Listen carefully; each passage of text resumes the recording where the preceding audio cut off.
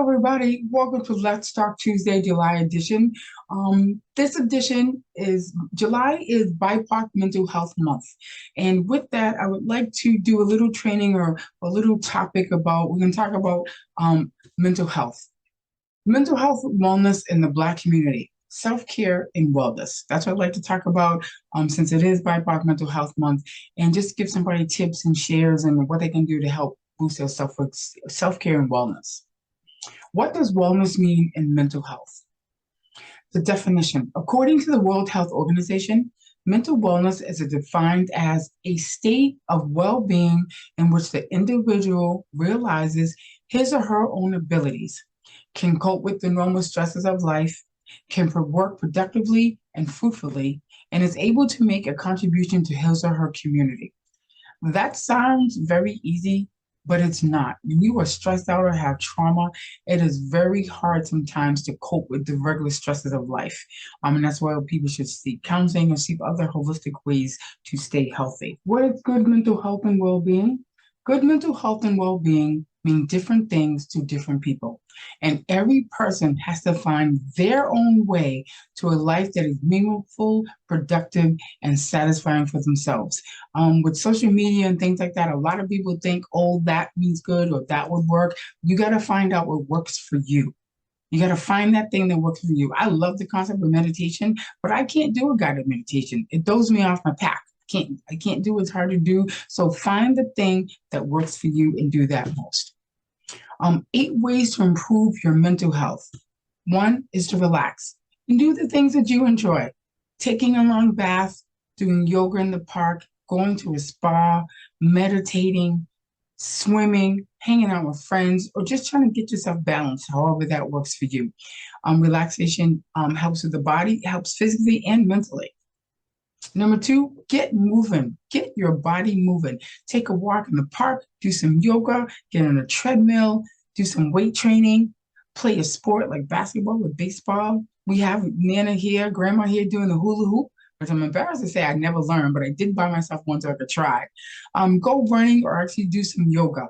Whatever it is, just move your body. There is a statement that says, motion is the lotion to your joints, and that is very true. Eat healthy.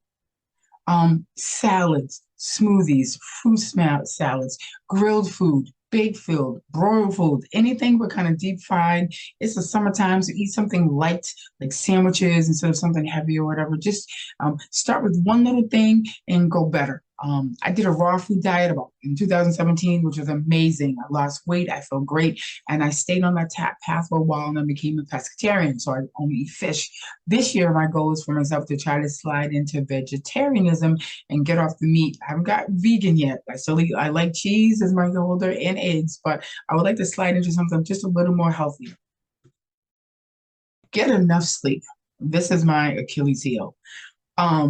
Rest at the beach or whatever. I know I don't personally get enough sleep. I am a night owl. I stay for all hours of the night. And after a while, it is known a proven fact that lack of sleep can cause psychosis. And so we don't want to do that. We want to keep our mental and physical body well. When you sleep, your body is resting, it's rejuvenating. So it's very important to get enough sleep for you.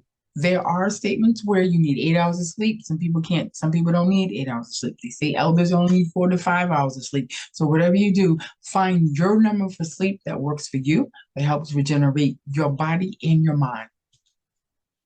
Stay connected to family and friends.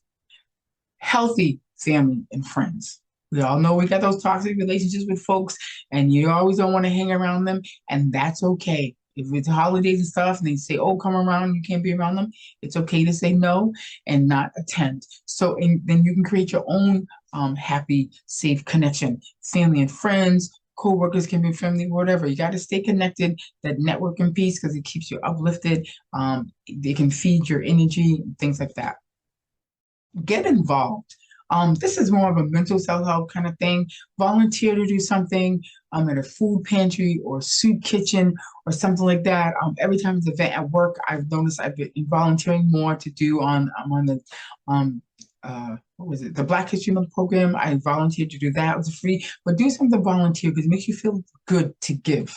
A lot of times I tell my patients, clients you're supposed to give from your overflow. So you fill yourself up first, fill yourself up, and then you give from your overflow, whether you give your time, give your attention, give funds or whatever. Just volunteer and just get involved in doing something.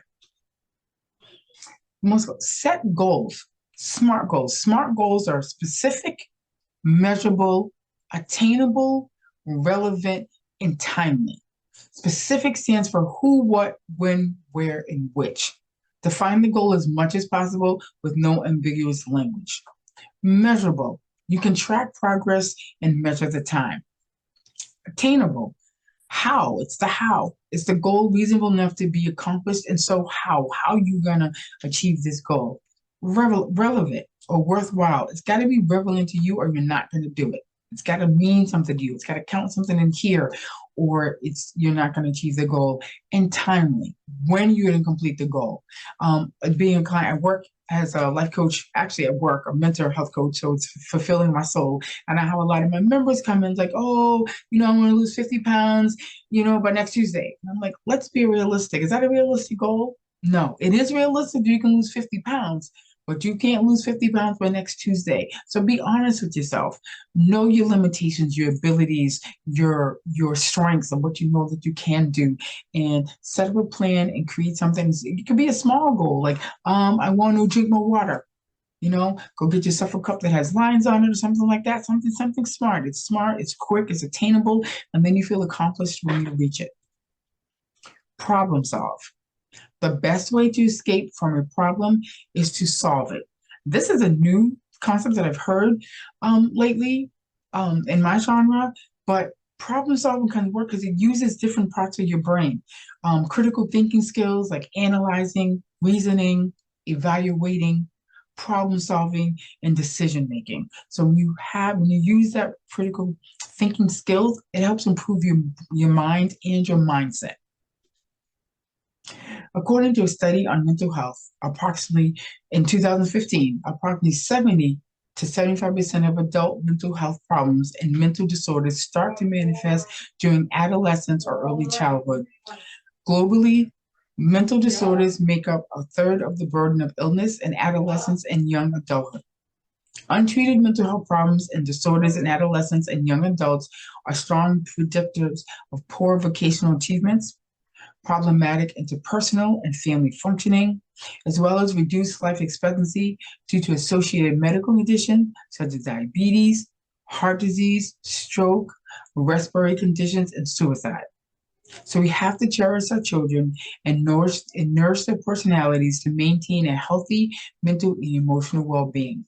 When I saw this quote, it kind of scared me a little bit to think that our mental health issues start with adolescence. Start with children, younger children that we think. So that concept of kind of bring well-being or teach children how to be healthy starts a lot sooner than we thought. We know teenagers go through these things and that's when they're fleshing stuff out and making mistakes and stuff, but it did not occur to me that that's when a lot of their mental health problems start. I do know in recent years, we've all seen a lot of teenage suicide and the like because they can't handle the pressure. So it is to try to get them young and keep them on track. Mental illness is considered taboo in the Afro-American community, which is very true. Many of us try to make our illness or pray it away, which in turn perpetuates stigma. Let's eradicate stigma. Asking for help is not a character flaw.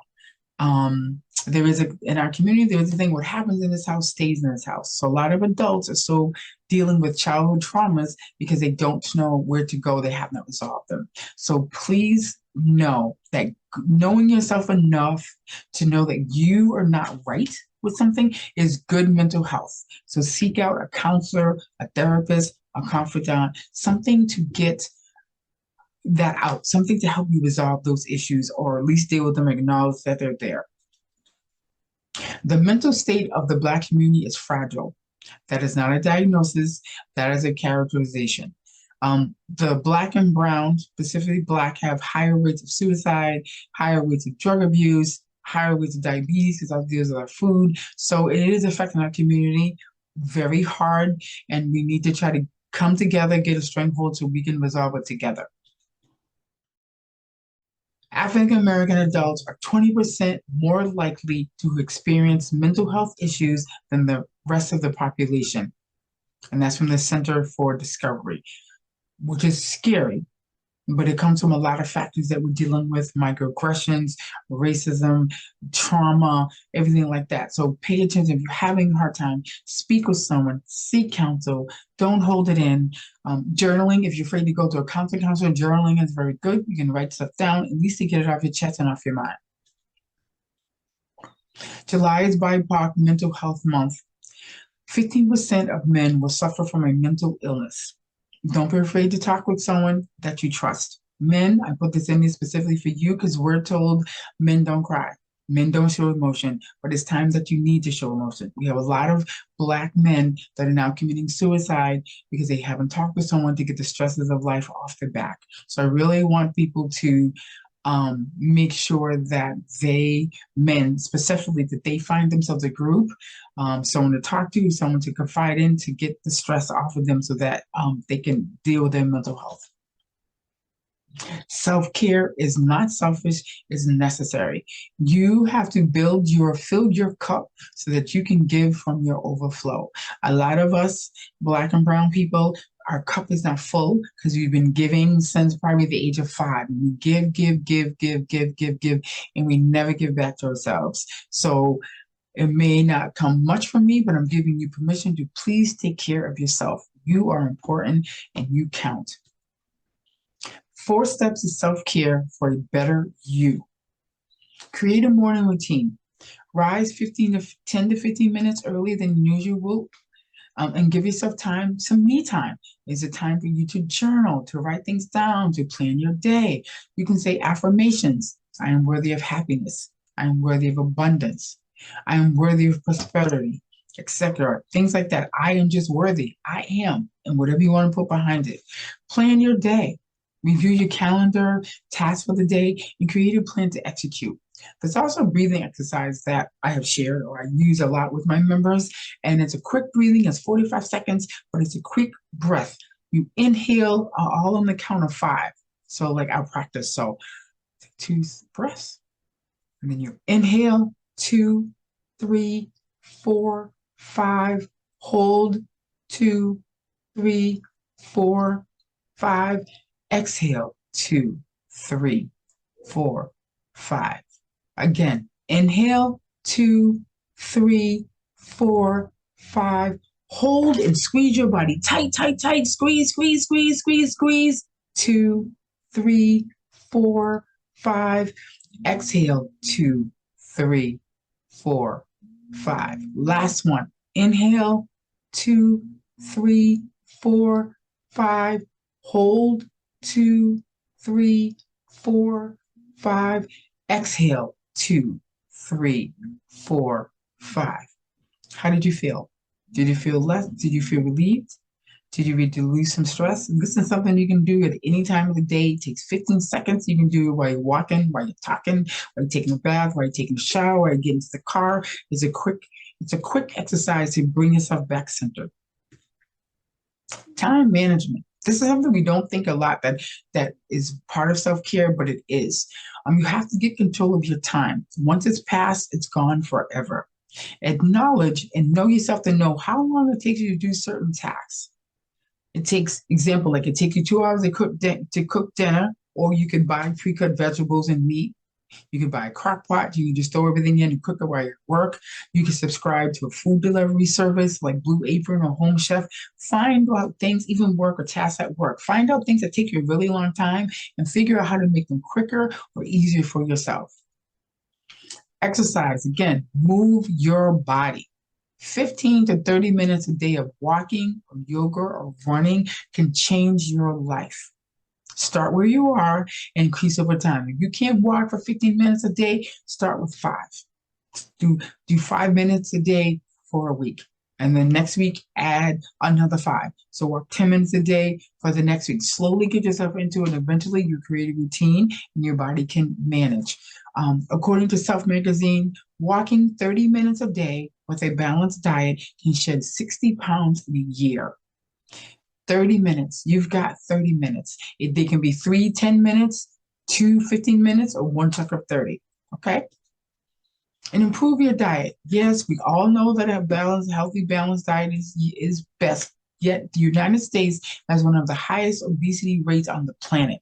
As of March of 2024, the CDC reported the obesity rate has risen 26% since 2008. Adults, 42.4%, adolescents, 22%, children from 6 to 11, 20%, and young children, 2 to 5%. 12.7%. That is crazy that we are so obese with so many food and options. However, a lot of our food is not healthy food. It's fast food, which is fat food. It's pre-packaged food, which is full of sodium and fat and preservatives. So we got to change that. Just swap out one thing. You know, those oodles and noodles are good, but they have almost 6 to 800 milligrams of sodium per package. And how many of those do we eat a week or even per day? Swap out vegetables and swap out vegetables and dip for potato chips, or try a healthier chip like a baked chip or veggie chips. Or you can make your own. Slice some potatoes real thin and put them in the air fryer, or put them in the air fryer, and you can make your own potato chips. Drink more water. If you don't like the taste of water, add some citrus fruits for flavor. I drink water every day. It has turmeric, cucumber, limes, something, and ginger. And I drink it every day, at least 2 a day. It just makes it taste better. Sometimes in the summertime, cucumber water is very refreshing. I've seen people put watermelon in their water. So whatever fruit you kind of like, just put some in your water so you drink it. And drink, they say 6 to 8 hours, 6 to 8 bottles of water a day. However, it's based on your body fat. So 2% of your weight you should have in water, because our bodies are like 90% water. So you should refill yourself so you actually stay hydrated, and it keeps you from getting dehydrated, especially in the summertime in these hot temperatures.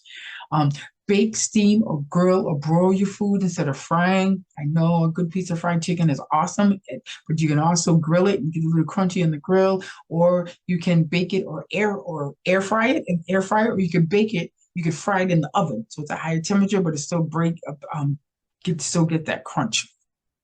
And make your own meals and choose healthy options when eating out. I know the summertime, there's all these parties and all these restaurants that outdoor eating you can do, and you can go out and eat, but eat something healthy. There's always a lot of restaurants I'm noticing are having healthy options on your plate. You you want the deep fried fish, have the broiled fish instead, have the baked salmon instead.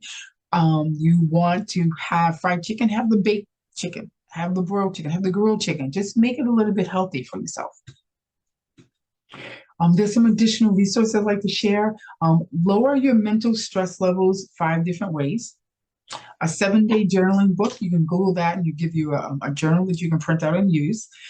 10 ways to achieve healthy mental health. And that's an article that you can look up.